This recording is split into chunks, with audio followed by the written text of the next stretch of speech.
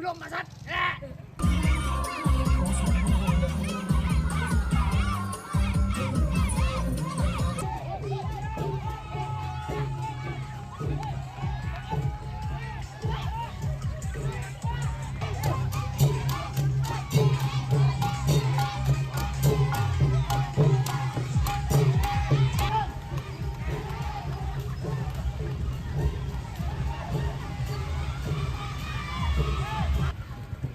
Ok, cho mau hay ta tới សម្រាប់សំខាន់ត្រង់ថាសុំសេចក្តីសុខសេចក្តីចម្រើនជូនអ្នកប្រគំប្រចាំតំបន់លកាទាំងអស់ឲ្យបាននូវសេចក្តីសុខសេចក្តីចម្រើនគ្រប់ភូមិគ្រប់ក្រុមស្រុកទាំងអស់ដែលបានចូលរួមនៅនឹង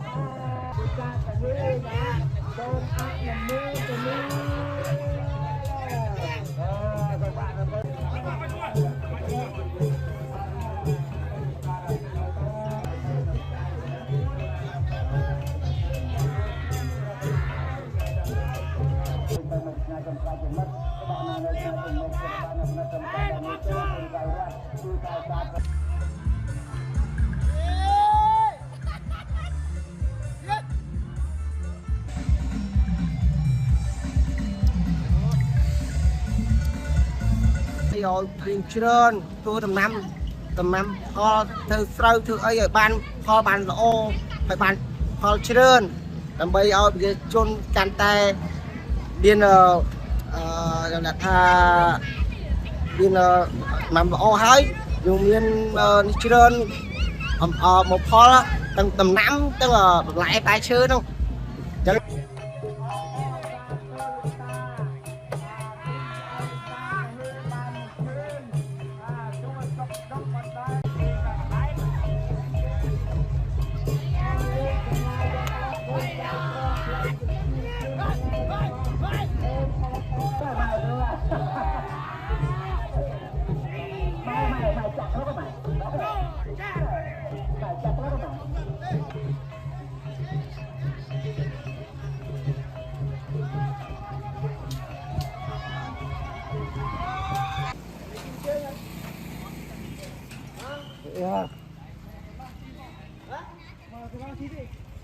នេះបននេះធ្វើដើម្បីថាកុំឲ្យបាត់បង់ប្រពៃណីយើងពីដូនពីតាមកអភិរក្សហ្នឹងឲ្យវាមានរហូតបាទតបធ្វើរាល់ឆ្នាំតាំងពីខ្ញុំដឹងក្តីមកបាទ